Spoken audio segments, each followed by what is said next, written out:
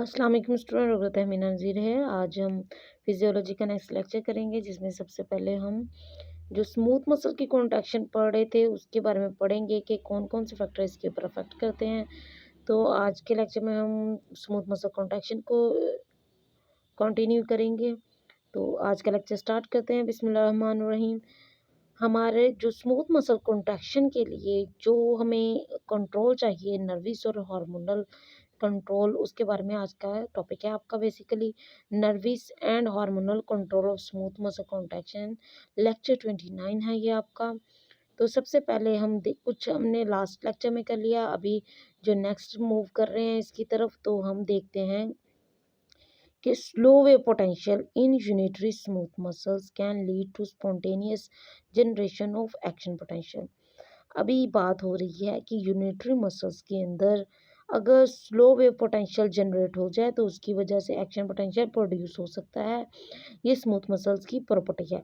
तो कुछ smooth muscles self excitatory होते हैं। इसकी ये जो सेल्फ एक्साइटेशन की प्रॉपर्टी है, इसको हम एक्शन पोटेंशियल की तरफ लीड कर सकते हैं इसकी वजह से।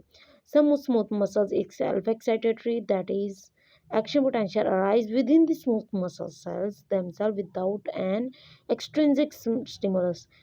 सेल्फ एक्साइटेटरी होने का मतलब ये है कि उसको कोई नर्व का सिग्नल नहीं चाहिए, वो खुद ब खुद ही खुद को एक्टिवेट कर लेता है, खुद ही खुद को एक्साइट कर लेता है। इसी वजह से कुछ स्मूथ मसल्स ऐसे हैं जो सेल्फ एक्साइटेटरी हैं।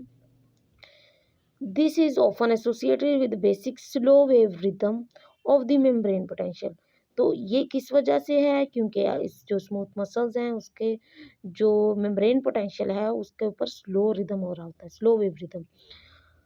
तो इधर एक जो नेक्स्ट डायग्राम मैं दिखाऊंगी उसके अंदर स्मूथ मसल्स की कॉन्ट्रैक्शन दिखाई हुई है। This slow wave itself is not action potential, that is it is not self regenerative process that spread progressively over the membrane of the muscle fibers. Instead it is local property of smooth muscle fiber that make up the muscle mass। Basically ये कोई action potential नहीं होता, ये just एक local property है membrane की excitation की। This cause of this slow wave rhythm is unknown. अब ये स्लो वेव किस तरह से जनरेट हो रही है इसका कोई पीछे काज नहीं पता। वन सजेशन इज दैट, कुछ लोग कहते हैं कि slow wave are caused by waxing waning of pumping of positive ion, presumably sodium ion, outward through the muscle fiber membrane। कुछ का आइडिया ये है कि जो पॉजिटिव आइंस हैं वो जब आउटसाइड दी मसल मूव करेंगे तो ये स्लो वेव जनरेट होती है। ठीक है, that is the membrane potential become more negative when sodium is pumped rapidly and less negative when sodium pump become less active। जब सोडियम जल्दी से पंप आउट होना शुरू हो जाए तो मेम्ब्रेन पोटेंशियल नेगेटिव हो जाएगा, जब जल्दी से पंप इन होना शुरू हो जाए तो मेम्ब्रेन पोटेंशियल लेस नेगेटिव हो जाता है। तो ये जो प्रॉपर्टी है ये भी जो स्लो वेव है वो भी प्रोड्यूस कर सकती है। एक और सजेशन ये दी गई कि जो चैनल्स हैं उसकी जो कंडक्शन है वो इंक्रीज या डिक्रीज होती है रिदमिकली, इस वजह से भी जो स्लो वेव रिदम है वो प्रोड्यूस होती है। The importance of the slow wave is that when they are strong enough they initiate action potential. तो स्लो वेव्स का एक ये बेनिफिट है कि जब ये स्ट्रॉन्ग इंटेंसिटी के साथ आएंगी तो ये एक्शन पोटेंशियल भी जनरेट कर सकती हैं। हम पढ़ रहे हैं कि जो यूनिटरी इस मसल्स हैं इसके अंदर स्मूथ मसल्स हैं, इसके अंदर किस तरह एक्शन पोटेंशियल खुद ब खुद जनरेट होता है। तो कुछ सेल्फ एक्साइटेशन के बारे में हमने बात की है। ठीक है, सेल्फ एक्साइटेशन के जो मसल्स है वो खुद ब खुद चार्ज हो जाता है, उसको एक्सटर्नल स्टिमुलस की ज़रूरत नहीं पड़ती, खुद ही उसमें पोटेंशियल जनरेट होता है। इस चीज़ को हम स्लो वेव रिदम भी बोलते हैं क्योंकि इसकी इंटेंसिटी कम होती है। अब ये जो स्लो वेव रिदम है इसके बारे में बात की कि इसका काज हमें नहीं पता। ये दो पॉसिबल वेज हो सकते हैं, एक ये कि सोडियम का इनवर्ड आउटवर्ड जाना इसका काज हो सकता है, दूसरा ये चैनल्स की ओपनिंग इसका काज हो सकता है कि इस वजह से स्लो वेव रिदम जनरेट होती है। अब ये स्लो वेव रिदम अगर इंक्रीज इंटेंसिटी की होती तो ये एक्शन पोटेंशियल भी जनरेट कर सकती है। तो ये देखें बी डायग्राम में ब्लू लाइंस के साथ एक विजुअल स्मूथ मसल्स की कॉन्ट्रैक्शन की स्लो रिदम शो किया हुआ है जो स्पाइक्स की फॉर्म में आपको नजर आएगा।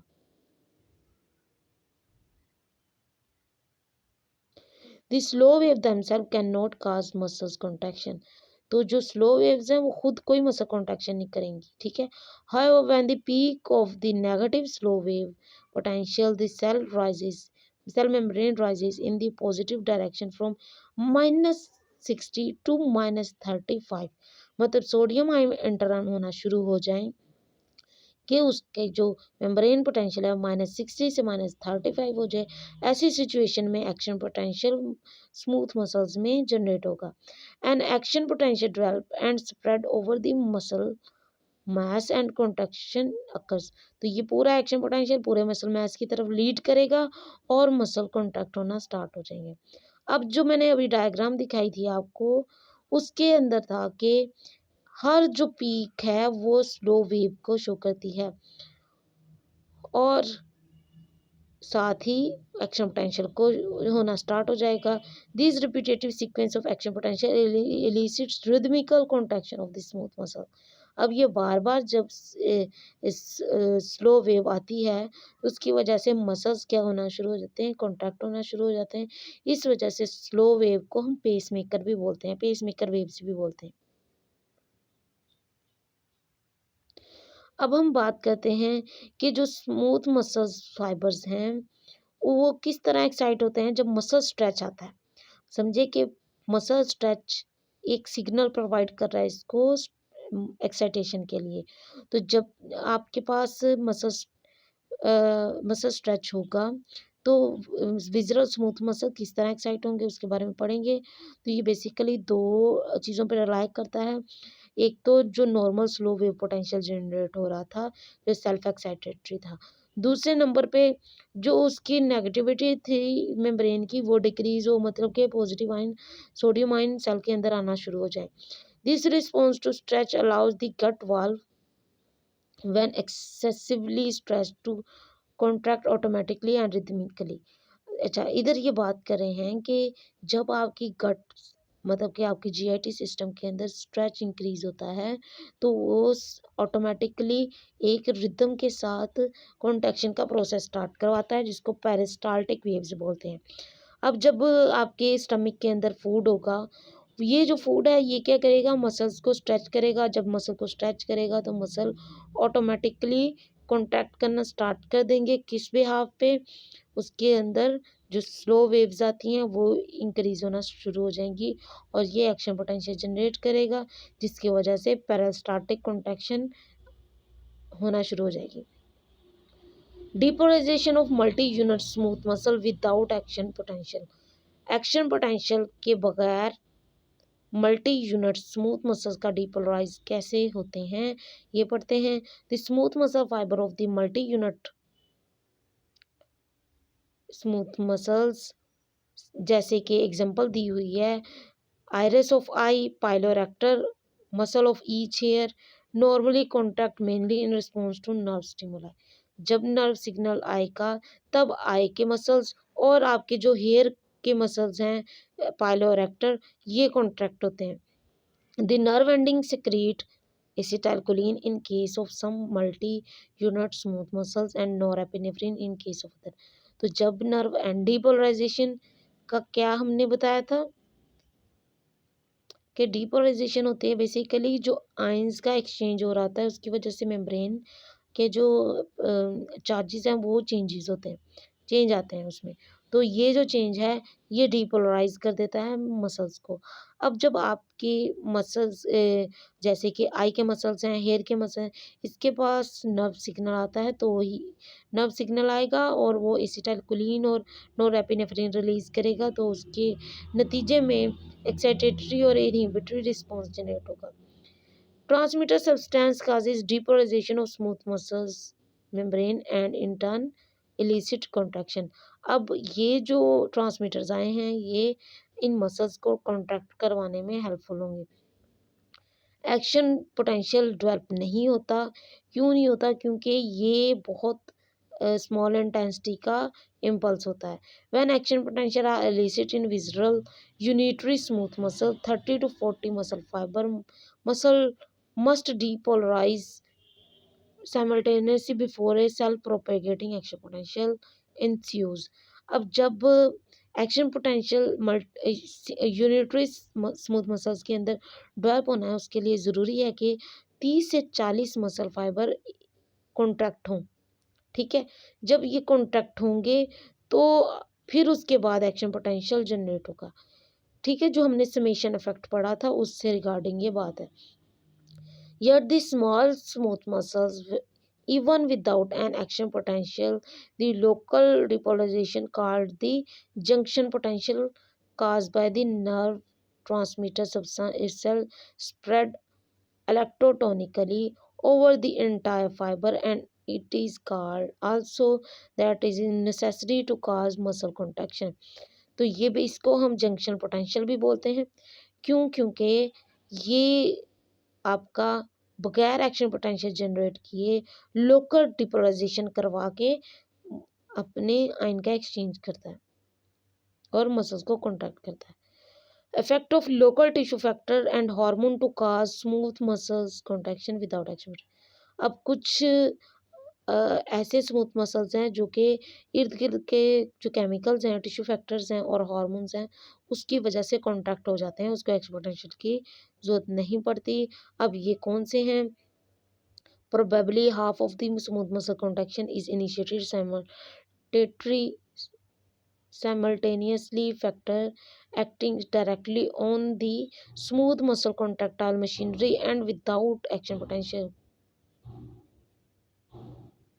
जो आपके स्टिमुलेटरी फैक्टर हैं उसकी वजह से क्या होता है कि एक्शन पोटेंशियल जनरेट हो जाता है।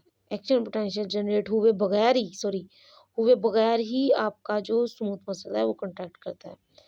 Two type of nervous and non action potential stimulating factor often involves are.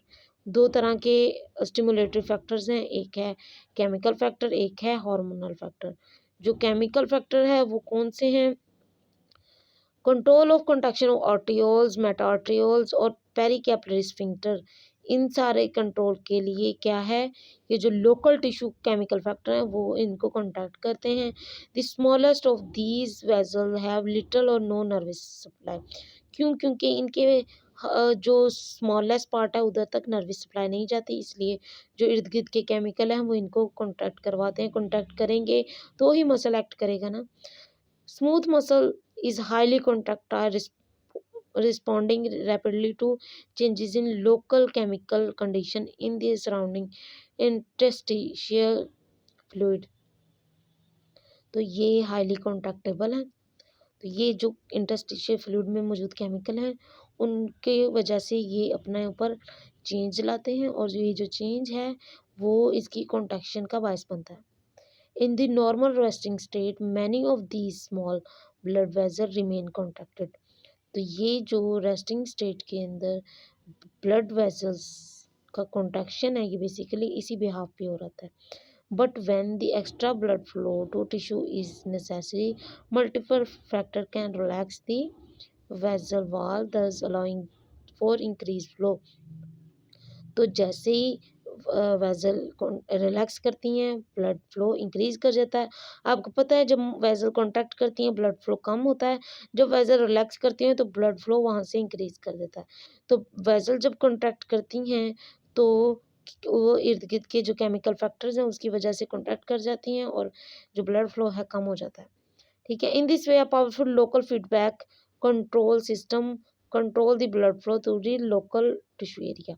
और इस तरह हमें लोकली केमिकल फैक्टर को देखते हुए वेजोडाइलेशन और वेजो कॉन्स्ट्रिक्शन का फिनोमेना समझ आता है। ठीक है, तो जो आपके कुछ केमिकल फैक्टर हैं जैसे ऑक्सीजन और कार्बन डाइऑक्साइड आपकी बॉडी के अंदर किस तरह वेजोडाइलेशन वेजो कॉन्स्ट्रिक्शन करिए इसको पढ़ते हैं। Lack of oxygen in local tissue causes smooth muscle relaxation and thus vasodilation. जब ऑक्सीजन की कमी होगी तो आपके मसल्स के अंदर वासोडाइलेशन है, मसल रिलैक्स कर रहे हैं। जब कार्बन डाइऑक्साइड की एक्सेस होगा वो भी वासोडाइलेशन करवाएगा। जब हाइड्रोजन आयन का एक्सेस होगा वो भी वासोडाइलेशन करवाएगा। और एडिनोसिन, लैक्टिक एसिड, आपके पोटेशियम आयंस का इंक्रीज हो जाए, आपकी कैल्शियम आयन डिक्रीज हो जाए, इंक्रीज बॉडी टेम्परेचर हो जाए, तो ये सारे क्या करते हैं, वासोडाइलेशन करवाते हैं। ठीक है, वासोडाइलेशन होगी तो स्मूथ मसल रिलैक्स कंडीशन में होंगे। इफेक्ट ऑफ हार्मोन,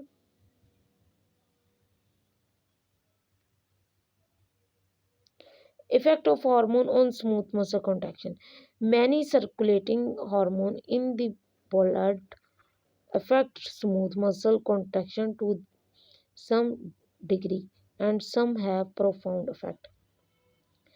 आपके जो हार्मोन्स हैं ब्लड के अंदर वो भी स्मूथ मसल्स की कॉन्ट्रैक्शन का काज बनते हैं। किस तरह? ये nor epinephrine, epinephrine, acetylcholine, angiotensin, endothelin, vasopressin, oxytocin, serotonin और हिस्टामिन, ये सारे इंपॉर्टेंट फैक्टर हैं। A hormone causes contraction of smooth muscles when muscle cell membrane contain hormone gated excitatory receptor for respective hormone. आपके muscle contraction तब होगी जब उस relevant hormone का एक्साइटेटरी रिसेप्टर मसल के पास मौजूद होगा। अदरवाइज अगर इनहिबिटरी रिसेप्टर मौजूद होगा तो मसल की कॉन्ट्रैक्शन नहीं होगी। Mechanism of smooth muscle excitation और इनहिबिशन बाय हार्मोन और local tissue factor. Local tissue factor और जो हार्मोन्स हैं वो भी मसल कॉन्ट्रैक्शन का पार्ट हैं। किस तरह? Some hormone receptor in the smooth muscle membrane of often open sodium or calcium ion channel and depolarize the membrane the same as after nerve stimulation. कुछ ऐसे हार्मोन होते हैं जो कि सोडियम और कैल्शियम चैनल्स को ओपन कर देते हैं और आपका same to same action potential की ही तरह मसल डिपोलराइज होता है। Some time action potential result action potential that are already occurring may be enhance. बाज़ का क्या होता है कि इस डिपोलराइजेशन की वजह से एक्शन पोटेंशियल जनरेट हो जाता है। In other cases, depolarization occur without action potential, and this depolarization allow calcium entry into the cell which promote contraction. अब depolarization के रिजल्ट में कैल्शियम एंटर हो जाएगा और कॉन्ट्रैक्शन का प्रोसेस स्टार्ट हो जाएगा। अब इनहिबिशन में क्या होगा कि सोडियम और कैल्शियम चैनल्स क्लोज हो जाएंगे तो आपकी डिपोलराइजेशन के बजाय जो रिपोलाइजेशन है वो स्टार्ट हो जाएगी और मसल क्या होगा, हाइपरपोलराइजेशन की तरफ चला जाएगा। ठीक है, तो ये मसल कॉन्ट्रैक्शन को इनहिबिट करता है। स्मूथ मसल कॉन्ट्रैक्शन और inhibition is initiated by hormone without directly causing any change in brain potential. Hormone भी डायरेक्टली स्मूथ मसल्स के ऊपर एक्ट करते हैं। हार्मोन एक्टिवेट करते हैं रिसेप्टर्स को और इसकी वजह से कोई आयन चैनल नहीं ओपन होता, बल्कि जो मसल फाइबर हैं उसके अंदर इंटरनली चेंज आता है और जो कैल्शियम आयन का रिलीज है वो इन्हांस हो जाता है सार्कोप्लाज्मिक रेटिकुलम से और कैल्शियम आयन जो है वो कॉन्ट्रैक्शन का प्रोसेस स्टार्ट करता है। तो जब हार्मोन की वजह से मसल कॉन्ट्रैक्ट कर रहा है तो इसमें कोई आयन का एक्सचेंज नहीं हो रहा, जबकि सार्कोप्लाज्मिक रेटिकुलम कैल्शियम को पंप कर रहा है। ठीक है, अब to inhibit contraction, other receptor mechanism are known to activate the enzyme adenylate cyclase or guanylate cyclase in cell membrane। कुछ जो कॉन्ट्रैक्शन के प्रोसेस को इनहिबिट करने के लिए आपके पास एंजाइम मौजूद हैं, एडेनाइलेट और ग्वानिलेट साइक्लेज। ये दोनों क्या करते हैं? The portion of receptor that protrude to the interior of cell are coupled to these enzymes cause the formation of cyclic adenosine monophosphate and cyclic guanosine monophosphate, so called second messenger। अब क्या होता है, muscles membrane के जो receptors हैं वो basically इनके साथ अटैच होकर सेकंड मैसेंजर बना देते हैं। CAMP और CGMP has many effects, one of which is to change the degree of phosphorylation of the several enzymes that indirectly inhibit contraction। अब ये जो है ये जो एंजाइम है उसकी फॉस्फोराइलेशन को इनहिबिट कर देंगे, जिसकी वजह से एंजाइम एक्टिवेट नहीं होगा तो कॉन्ट्रैक्शन का प्रोसेस नहीं हो सकेगा। Smooth muscles have considerable diversity in how they initiate contraction or relaxation in response to different hormone, neurotransmitter और other substances. अभी हमने हार्मोन्स, न्यूरोट्रांसमीटर और दूसरे केमिकल्स की वजह से स्मूथ मसल की कॉन्ट्रैक्शन देखी, तो ये स्मूथ मसल के पास एबिलिटी है कि वो किसी भी इन सिग्नल्स की वजह से कॉन्टैक्ट कर सकता है। ठीक है, तो जैसे नोरेपेनेफ्रीन है, inhibit contraction of smooth muscle in intestine but stimulate contraction of smooth muscle in blood vessel. तो अगर नोरेपेनेफ्रीन की बात करें, ये किसी जगह इनहिबिट करता है, किसी जगह एक्साइट करता है, तो ये मसल्स को एक्साइट करता है। अगर स्मूथ मसल्स इंटेस्टाइन्स की बात करें तो ये नोरेपेनेफ्रीन कॉन्ट्रैक्शन को इनहिबिट करेगा, जबकि ब्लड वेसल्स में ये उसको कॉन्ट्रैक्शन को इनहांस करवाएगा। Source of calcium ion that cause contraction through the cell membrane and from the cytoplasmic reticulum। जो आपके कैल्शियम आयन का सोर्स है वो बेसिकली क्या है? Although the contractile process in smooth muscle as in skeletal muscle is activated by calcium ion, the source of calcium ion differ। अब calcium ion के sources different हैं। एक है Sarco An important difference is that sarcoplasmic reticulum, which provide virtually all the calcium ion for skeletal contraction, is only slightly developed in smooth muscle। Smooth muscle में sarcoplasmic reticulum slightly develop होता है, इसलिए इतना contribution नहीं देता calcium ion के लिए, बल्कि जो कैल्शियम आयन का कॉन्ट्रैक्शन है वो बेसिकली जो ईसीएफ में मौजूद कैल्शियम आयन है वो काज कर रहे होते हैं स्मूथ मसल की contraction. The concentration of calcium ion in the ECF extracellular fluid is greater than 10 raised to minus 3 molar in comparison with less than 10 raised to minus 7 molar inside the smooth muscle। तो outside 10 raised to minus 3 है और inside 10 raised to minus 7 molars concentration है calcium की। This causes rapid diffusion of calcium ion into the cell from ECF when calcium channel open। तो इस वजह से जो कैल्शियम चैनल्स जब ओपन होते हैं तो calcium ion inside the cell move करते हैं, जिसकी वजह से 200 से 300 मिली सेकेंड के अंदर अंदर एक कॉन्ट्रैक्शन का फेज स्टार्ट हो जाता है। The latent period is about 50 times as great for smooth muscles as for skeletal muscle contraction। skeletal muscle contraction की निस्बत जो स्मूथ मसल के कॉन्ट्रैक्शन का टाइम है वो 50 टाइम्स ज़्यादा है। तो वो जो टाइम जो कैल्शियम आयन को सेल के अंदर आने के लिए रिक्वायर होता है उसको हम लेटेंट पीरियड बोलते हैं। रोल ऑफ स्मूथ मसल्स, ठीक है, कॉन्ट्रैक्शन में वो स्मूथ मसल्स की कॉन्ट्रैक्शन में सार्कोप्लाज्मिक रेटिकुलम का क्या रोल है? A few slightly developed sarcoplasmic tubules that lie near the cell membrane in some larger smooth muscles, small invagination of cell membrane called caviculi about the surface of these tubules। अब कुछ जो cell membrane की invagination है इसको कैविलाई बोलते हैं। ठीक है, these cavili suggest a rudimentary analog of transverse tubules। अब स्मूथ मसल स्केलेटल मसल में ट्रांसफर ट्यूब्यूल्स थी, अब ये स्मूथ मसल्स में कैविलाए हैं, ये बेसिकली ट्रांसफर ट्यूब्यूल्स को ही शो कर रहे हैं। When an action potential is transmitted in caveolae this is believed to be excite calcium ion released from the abutting sarcoplasmic tubules in the same way that action potential in skeletal transfer tubules causes release of the calcium ion from the skeletal muscles longitudinal sarcoplasmic tubules। तो जब कैविकुलाई के अंदर action potential आता है तो ये action potential जो transfer tubules की तरह ही एक्ट करता है और कैल्शियम आयन को रिलीज करवाता है सार्कोप्लाज्मिक ट्यूब्यूल्स से। ठीक है, और कॉन्ट्रैक्शन के प्रोसेस को इन्हांस कर देगा। Smooth muscle contraction dependent on ECF extra cellular calcium ion concentration. तो जितनी ज़्यादा कंसंट्रेशन होगी उतनी ज़्यादा कॉन्ट्रैक्शन होगी। ये देखें, ये थोड़ी जो सेल मेम्ब्रेन है ये थोड़ी इनवेजिनेट हुई है, इसको हम बोल रहे हैं कैविलाई। ठीक है, और साथ ही इसके लेस डेवलप्ड सार्कोप्लाज्मिक रेटिकुलम है। A calcium pump is required to cause smooth muscle contraction. अब चूँकि बाहिर कैल्शियम आयन कंसंट्रेशन ज़्यादा है बनिस्बत इनसाइड, तो हमें कैल्शियम आयन के पंप की ज़रूरत होती है, ताकि जब इनसाइड कैल्शियम आयन ज़्यादा हो जाए तो उसको पंप के थ्रू ईसीएफ की तरफ वापस भेजा जा सके। और ये पंप बहुत स्लो एक्टिंग होता है, इसी वजह से जो कॉन्ट्रैक्शन का प्रोसेस है, ये प्रोलॉन्ग कर जाता है। आज का लेक्चर जो बेसिकली था आपका स्मूथ मसल कॉन्ट्रैक्शन के ऊपर जो-जो फैक्टर अफ़ेक्ट कर रहे हैं, कैसे-कैसे स्मूथ मसल कॉन्ट्रैक्ट करते हैं, इसके बारे में था। कोई क्वेश्चन क्वेरी हो, आप मुझसे पूछ सकते हैं।